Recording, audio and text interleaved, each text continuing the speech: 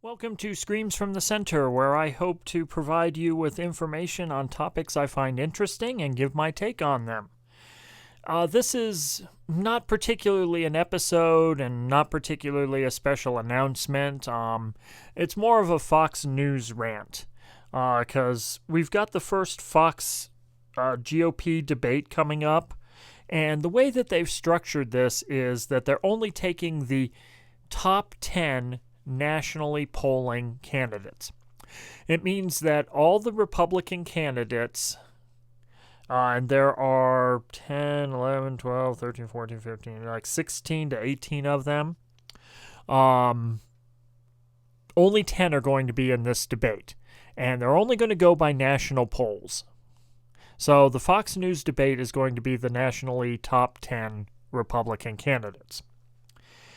As of now, basically, those candidates are Donald Trump, and this is in order of their polling, Donald Trump, George Bush, Scott Walker, Marco Rubio, Rand Paul, Ted Cruz, Mike Huckabee, Ben Carson, Chris Christie, and Rick Perry. So that leaves the candidates out. This is based on the poll numbers, not fiddling with the sampling rate. And the candidates who are out are John Kasich, Rick Santorum, Bobby Jindal, Kari Farina, George Pataki, and Lindsey Graham. And that's in that order as well. This has created what I like to call a dog and pony show. A little bit of a circus. We already have a clown car that is this Republican nomination process. But this has become rather, what's the word to look for? Rather backbiting. So, of course, everybody hates Donald Trump and George Bush and Scott Walker, who are the clear frontrunners at this point. These are the corporate establishment folks, with the exception of Donald Trump.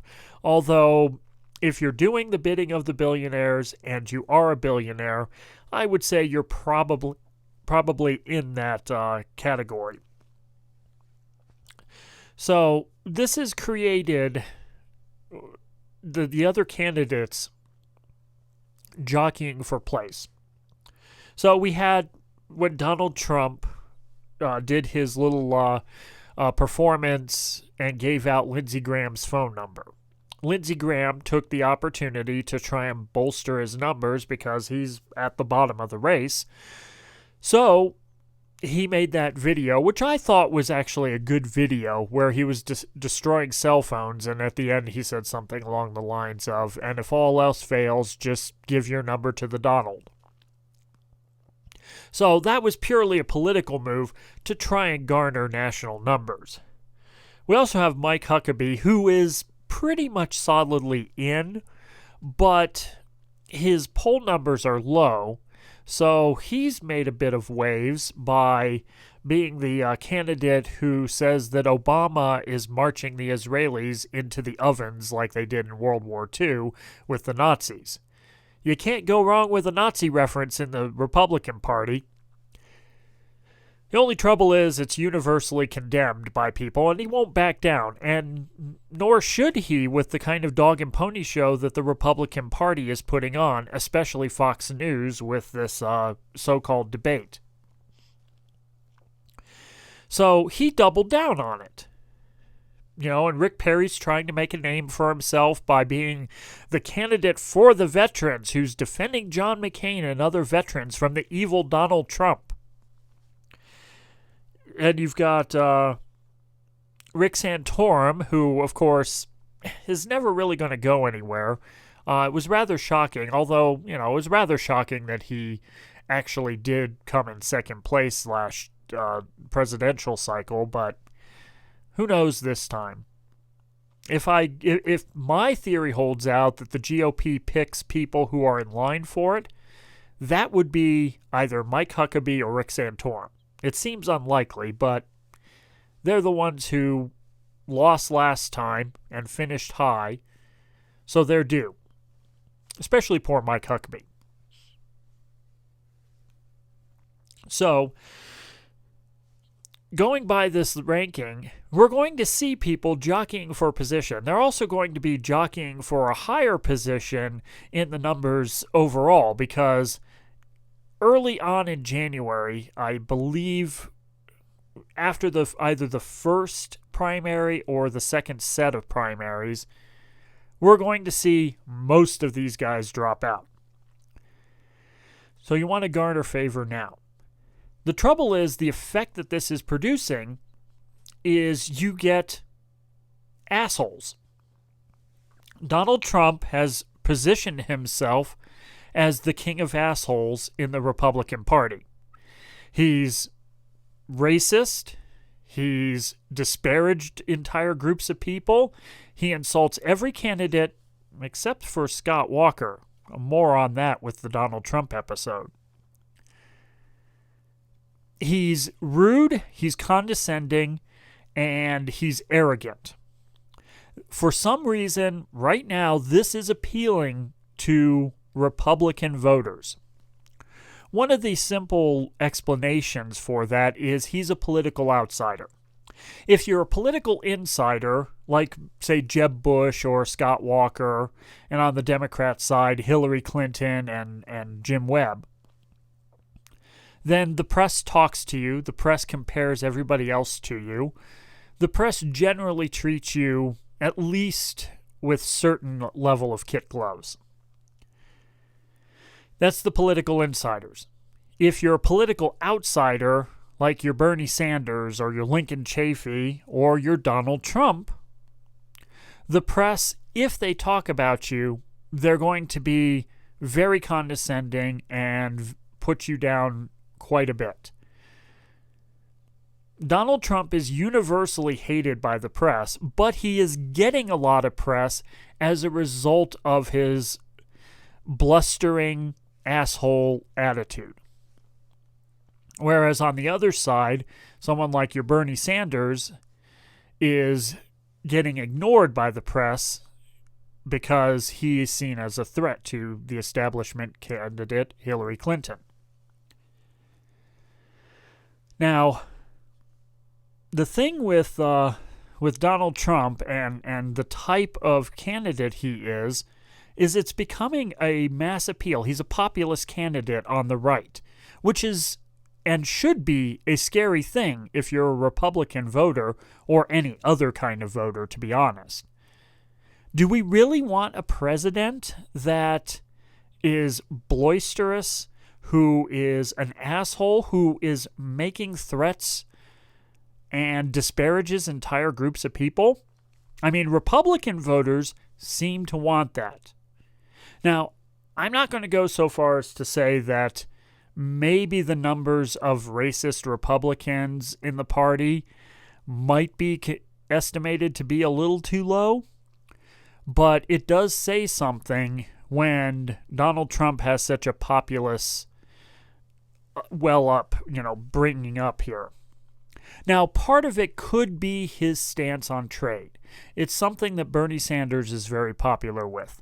He's against all these free trade deals. He wants to get out of them, renegotiate them, all that sort of thing.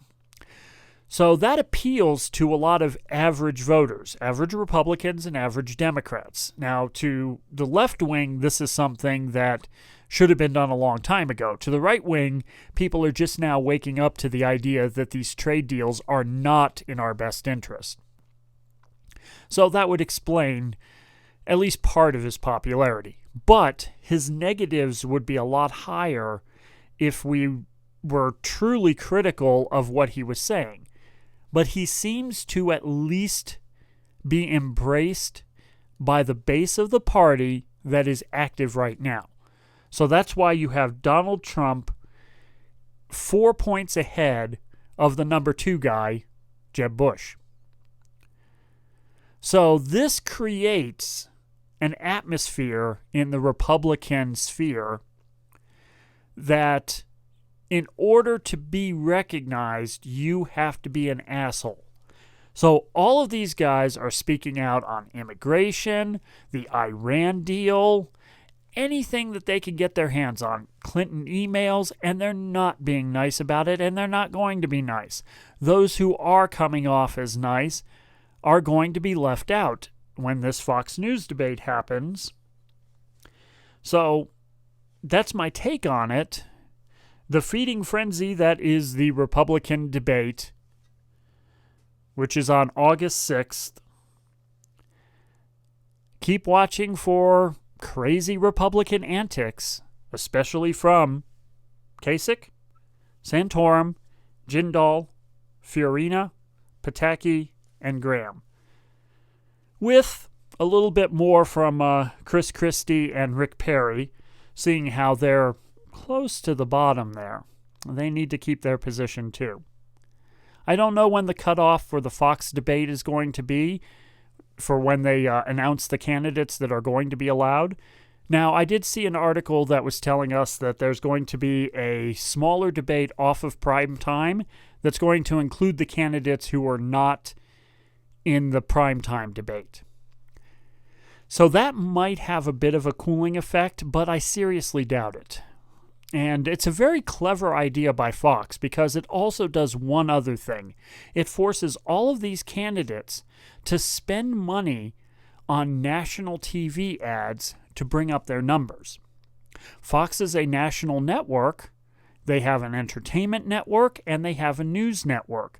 Putting ads in both of those will bring in revenue for Fox, and it'll get these lesser candidates to try and appeal to the American population to allow them into the main debate. Or, as you could put it, to sit at the big boy table. So right now we've got Kasich, Santorum, Jindal, Fiorina, Pataki, and Graham sitting at the kiddie table. And we've got Trump, Bush, Walker, Rubio, Paul, Cruz, Huckabee, Carson, Christie, and Perry at the grown-up table. That's about it I've got for this. I just wanted to get my take on this and put that out there. Again, this is not going to be like an official episode. This is just something I'm kind of throwing together. So thank you for joining me in this edition of Screams from the Center. Please leave your comments below. Like, share, and subscribe to this video. You can find me at my blog on screamsfromthecenter.wordpress.com, on Twitter at ScreamsFTCenter, and Screams from the Center on Facebook and Google+, and of course here on YouTube. So thank you very much and have a great day.